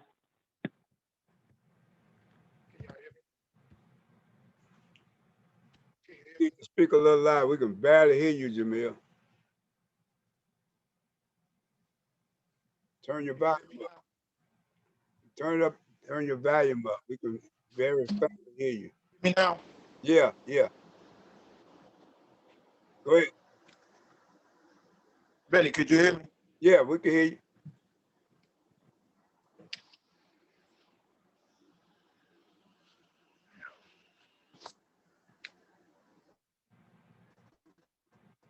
Go ahead, we hear you.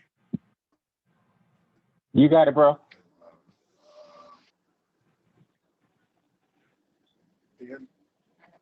We can hear you fine, yeah.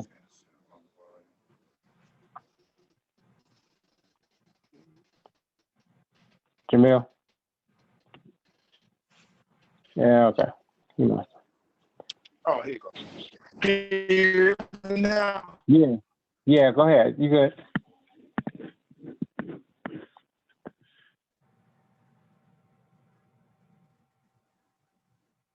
Come on, man. I'll speak on something. You talk about culture and trauma. It just took me through experience. When I got to hear you talk about Africa and the Middle Passage and the trauma, the culture, and I thought about Benny. I met Benny when I was 22 years old. And Benny had took me through what you call an experience where I was able to get off drugs and stuff like that. The background. I come from a family of, you know, gang affiliated streets and stuff. Like some of my brothers was like cheese. But when I met Benny took me through an experience. I became a professional, went to school and things like that. But the best thing Benny gave me was he introduced me to the rites of passage. I went through a rites of passage and I got the name Kwaku. I'm a Wednesday child. Going through that experience, and I made it through the first level of an experience. But little did I know, my trickster was with myself, that I would go back down the road and wind up in prison. And I went back to prison years after that. And I wind up in a prison on the West Coast. And if you want to see racism blatantly, they show it to you. You know, and when I went through the experience, I was charged with like 25 counts, and they was offering me 25 to life had I lost the case and I had to represent myself. And at the time, my religion was Islam. I poured myself in the room and created a matrix for myself, as I was taught in the rites of passage. And I played, and I brought in the Yami, the Oyen Capone, the Obari. And I went through that experience, man. It was like the ancestors was in the room with me. Going through that experience, I kept having dreams, and Benny was in the dreams as a helper. That's how I knew I was going to get out. Because I kept having these dreams, and Benny would pop up in my dream and be like, bro, you know you ain't supposed to be doing what you're doing. And they moved me to a private courtroom and gave me a window. Nobody could imagine I was gonna come from up under that, a 2 to 5, and sent me to prison. I was getting out in the next year. And when I got down there, I spoke Kiswahili and African languages.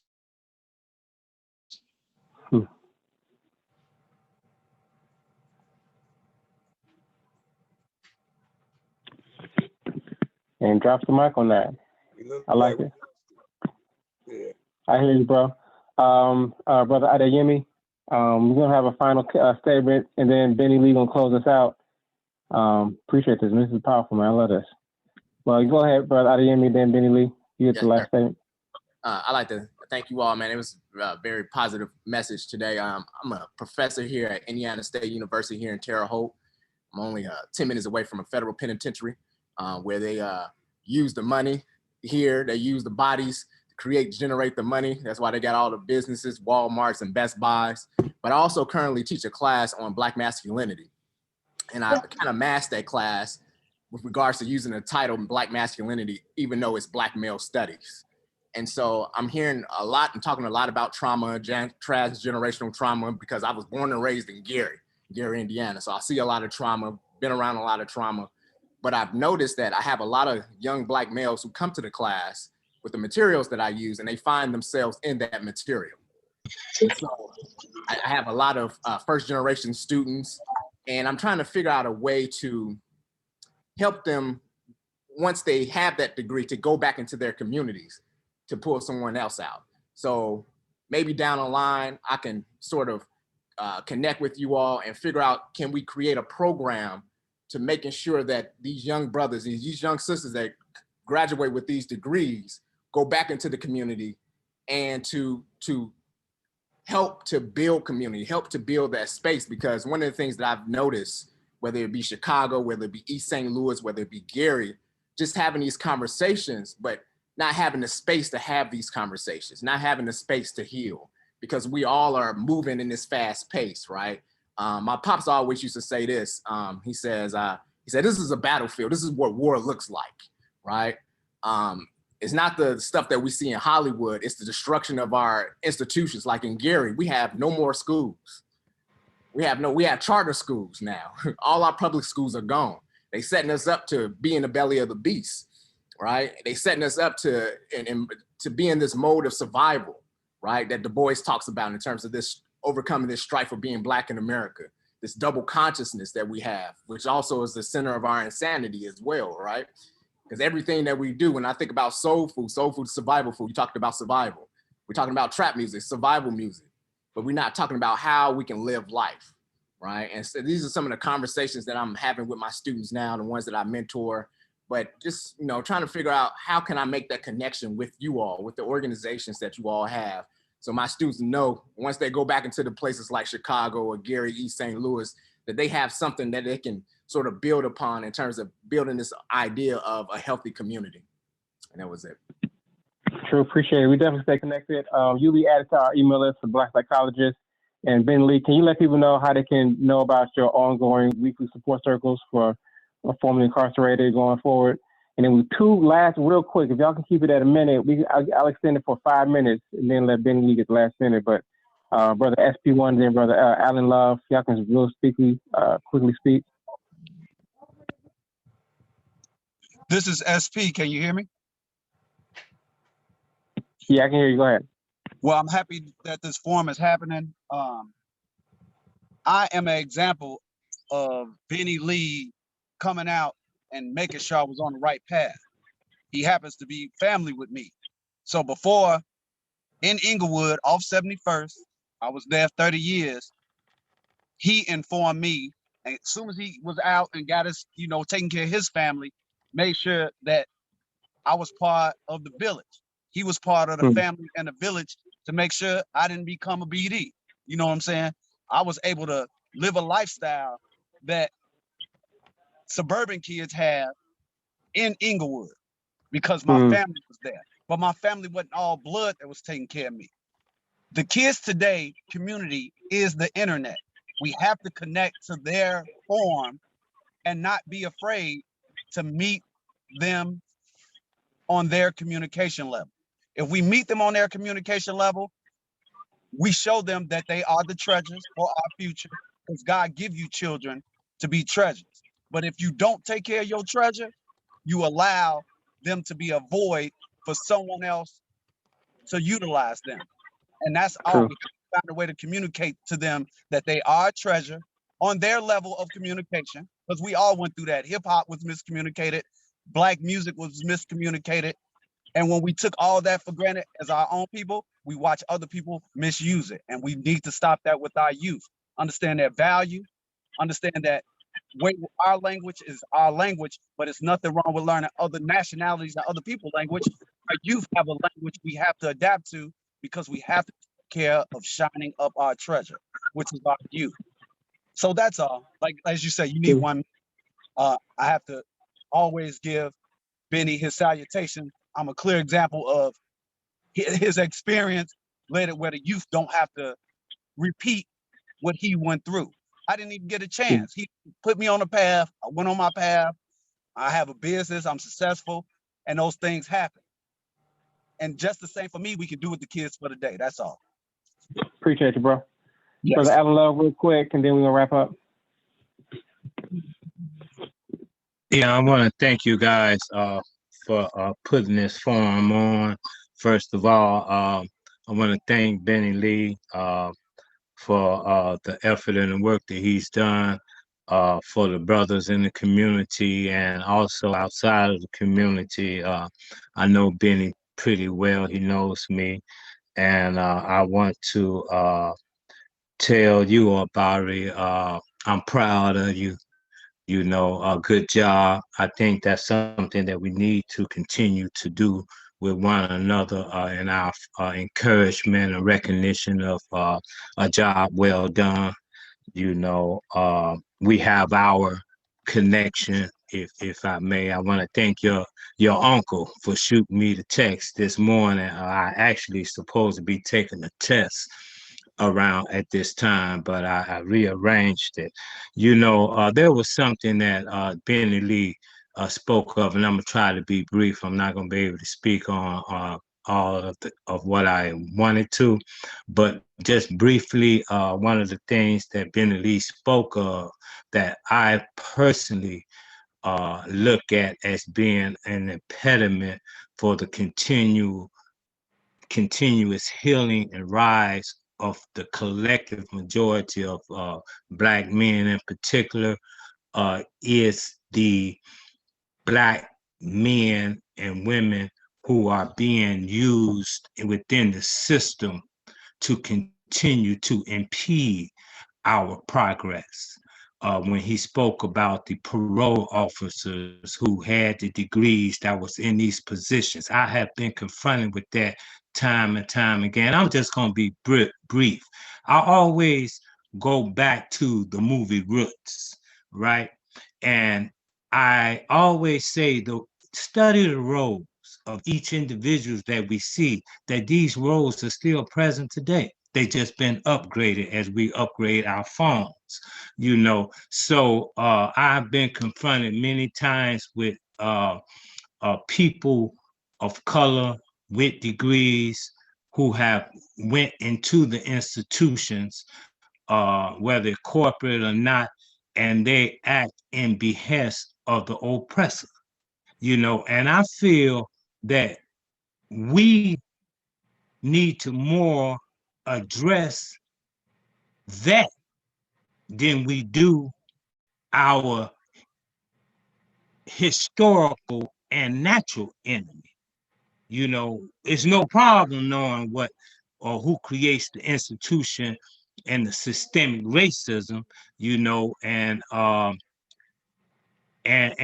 ploys that's been put into place.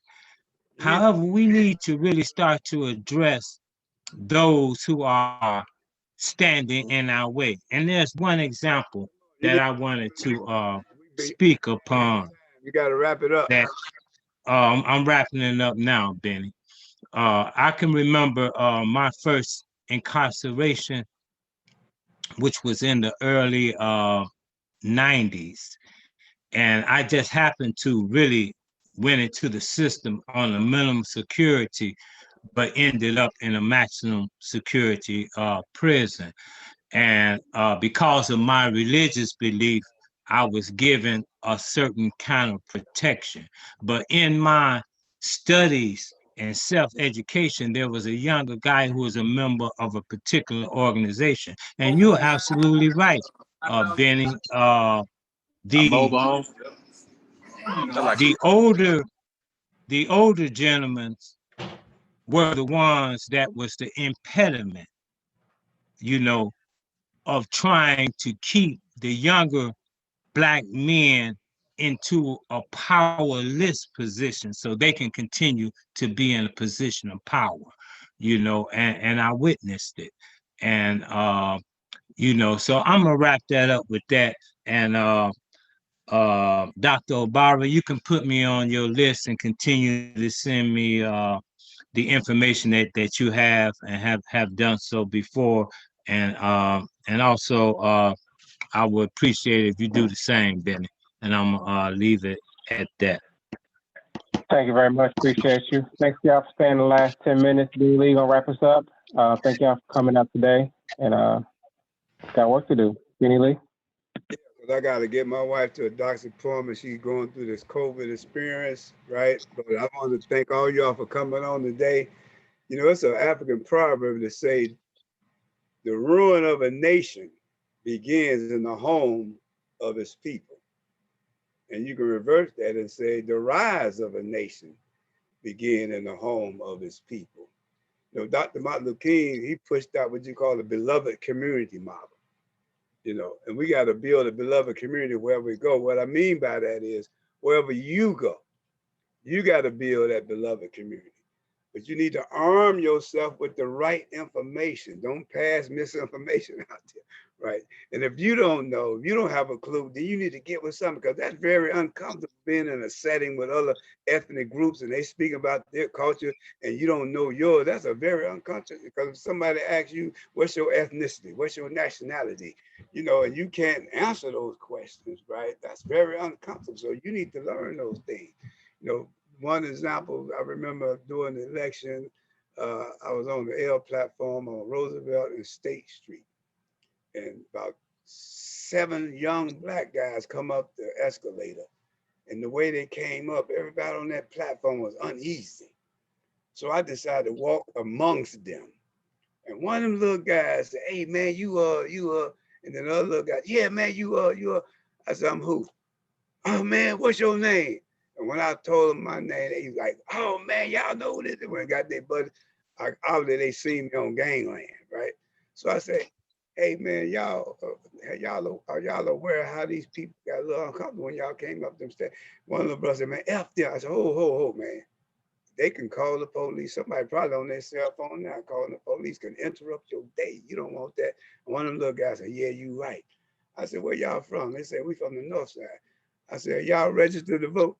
They was like a choir. Hell no, right? So I asked, I said, "Let me ask you this. Do y'all go through the same experience like the little brothers that I'm from on the west side go through when it comes to the police?" "Yeah." So give me some examples. And they got to explain to us. I said, "Who you think can change that?" And one of them little guys said, "Probably our alderman." I said, "Well, who is your alderman?" And they didn't know. I said, "So how would you know who to talk to that can make the changes, right? If you don't know who they are?"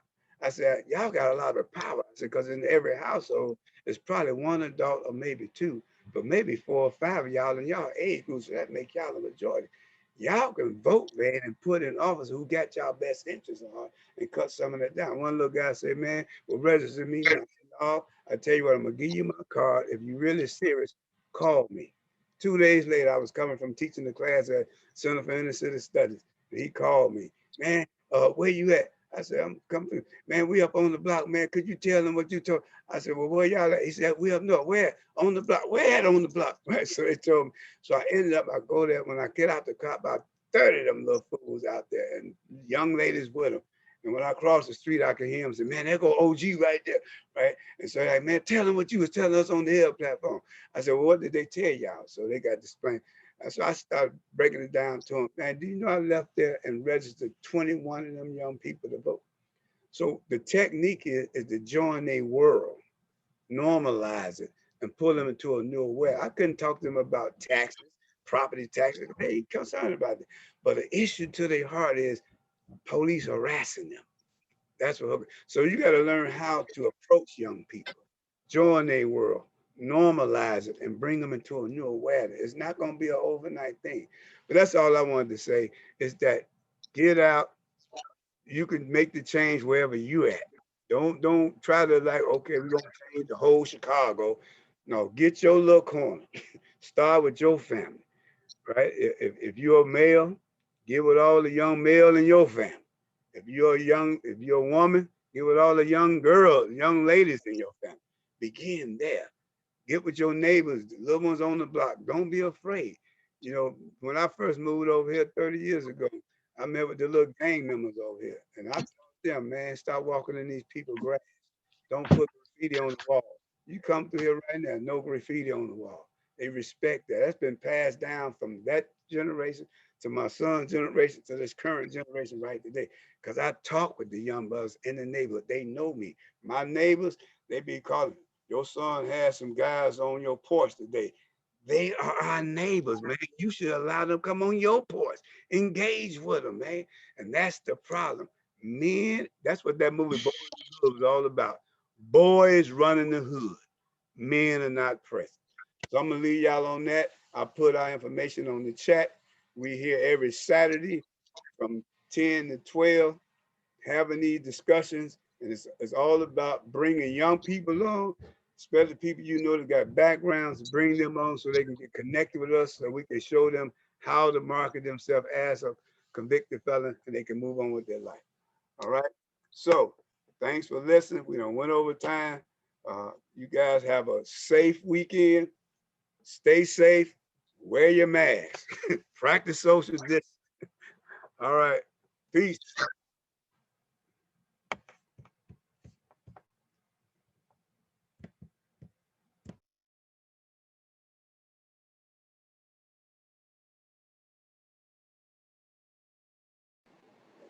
Great job, panel. Appreciate it. Very insightful.